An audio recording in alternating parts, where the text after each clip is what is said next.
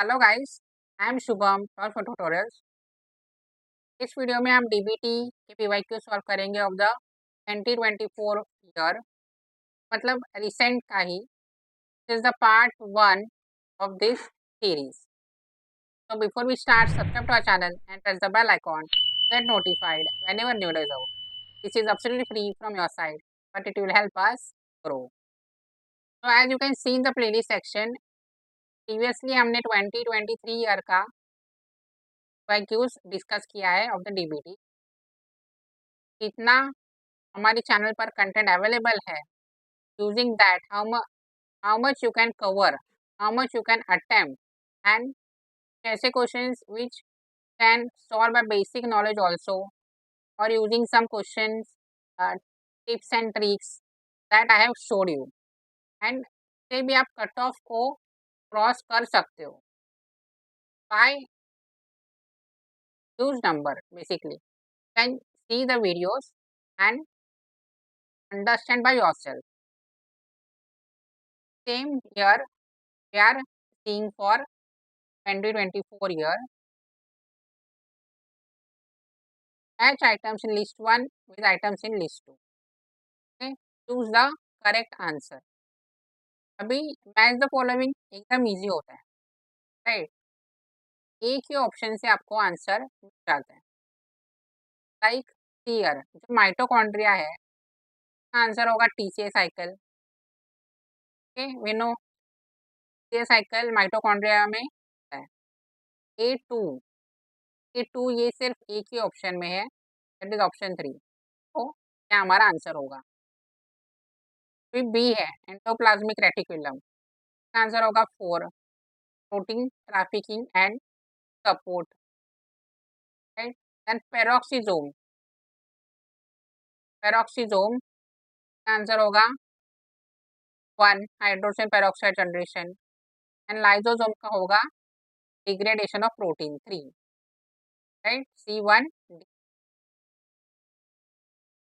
Chain match the following है, इसमें भी तो डी है डाई डिऑक्सी सीक्वेंसिंग में यूज होता है ये एंगर सीक्वेंस। D1 के ऑप्शन में है, राइट। देन जो मोलर अब्जॉर्प्शन कोएफिशिएंट है सी, उसका होगा PLM।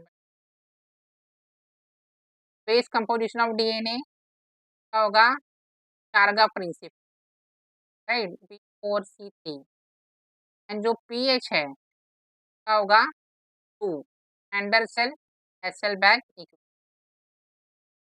ओके, सो एक ही ऑप्शन से हमारा आंसर आ गया। तो match the following. Next, identify the incorrect statement about the mitochondria. Okay, incorrect statement we have to identify. Its number increases by fission, correct है, राइट। सेल बायोलॉजी का playlist हमारा चल रहा है।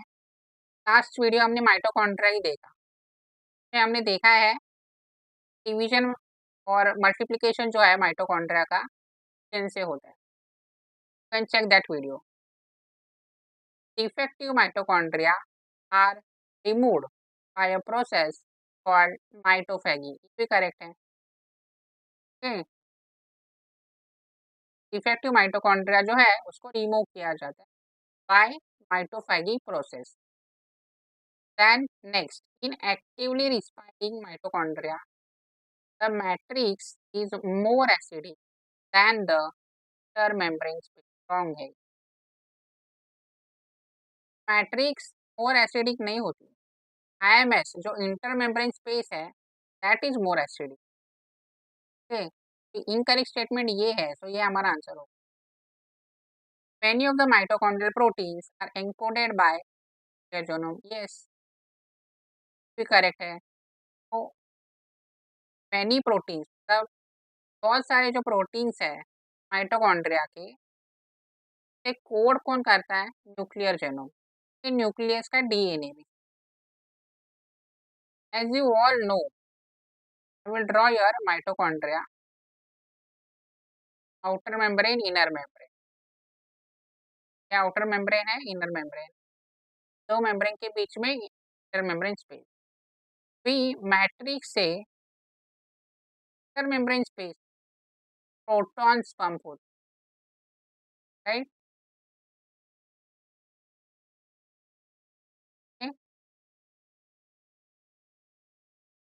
तो प्लस चार्ज एमएस में present है, तो acidic environment is more in MS and this option 3 the I matrix is more acidic is correct state. Which one of the following statement regarding miRNA is miRNA micro RNA? Molecular biology के playlist में आपको इसका video मिलेगा। Very important, regulation के लिए इसका बहुत important role है। अभी का नोबेल प्राइज भी miRNA ही मिला है।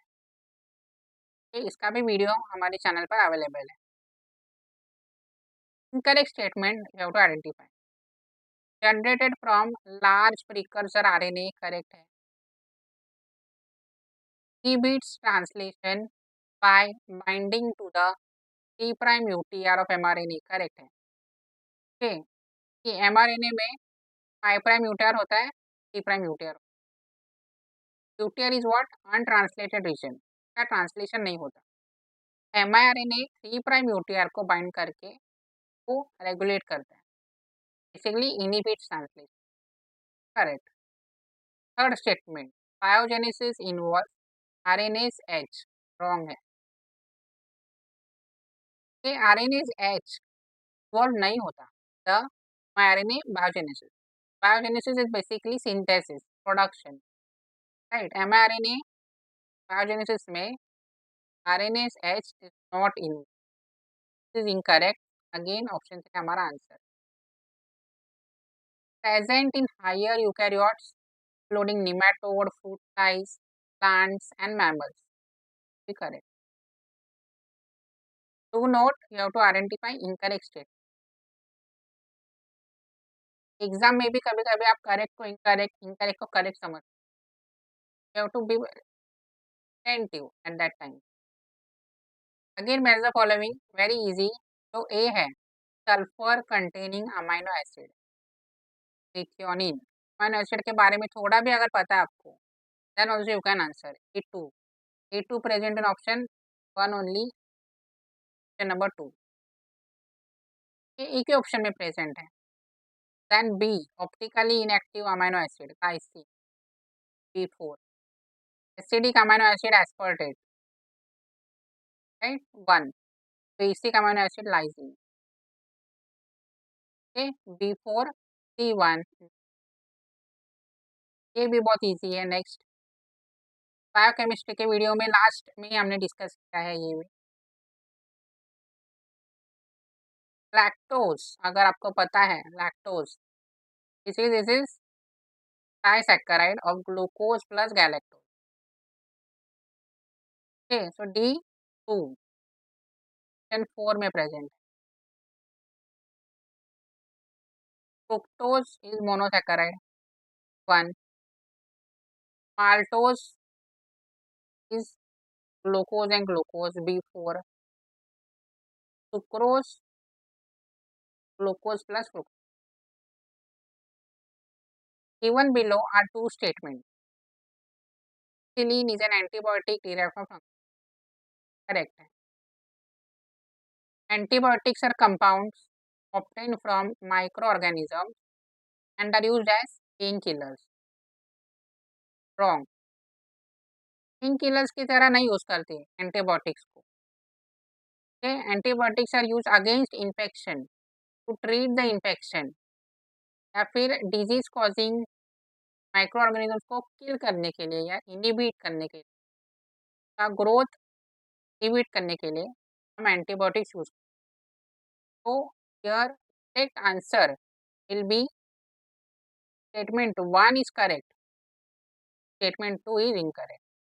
Then arrange the following in the ascending order of the frequency. Ultraviolet rays, microwaves, rays, sound waves, infrared waves, ये अलग अलग टाइप ऑफ रेडिएशन दिया है. You have to arrange them in the ascending order, means increasing order में arrange कर. Then you have to choose the correct answer. Okay, then see इसमें सबसे जो कम that will be sound waves. One, sound waves के बाद infrared, टीई, तो वन आंसर. ओके, ये आपको पता नहीं होगा, this is very important, so just remember कि आप नोट करके रख सकते. साउंड वेव सबसे कम फ्रीक्वेंसी के बाद infrared, then microwaves, then is ultraviolet, then X-ray. Okay, we have studied that X-ray जो है is dangerous, right, for humans as well as ultraviolet UV rays. X-rays are the having highest frequency and पहले UV rays आते हैं. How many unique 15-mer peptides are possible using 20 natural amino acids? 15-mer peptides कितने possible है using 20 natural amino acids? तो 20 natural amino acids and 15-mer peptide, so 20:15 the answer. Last question. Given below are two statements. One is labeled as assertion A, other is labeled as assertion R. Assertion A क्या है? All expression vectors are also cloning vectors. Correct है. Cloning vectors क्या होते हैं? Gene cloning में use करते हैं to insert the gene. Desired gene को इंसर्ट करना है तो use cloning vector. Expression vectors basically क्या है? एक्सप्रेशन वेक्टर्स में जीन का इंसर्शन भी होगा एज वेल एज उसका एक्सप्रेशन भी होगा. You can see transcription, translation सब होगा, like that you can say. वहाँ पे भी बनेगा एक्सप्रेशन वेक्टर. क्लोनिंग वेक्टर सिर्फ जीन को इंसर्ट करे, राइट. तो इज करेक्ट. नाउ रीजन जो दिया है इसका, expression vectors contain the features of the cloning vector. Yes, right. Expression vectors में क्लोनिंग वेक्टर्स भी फीचर्स होते हैं,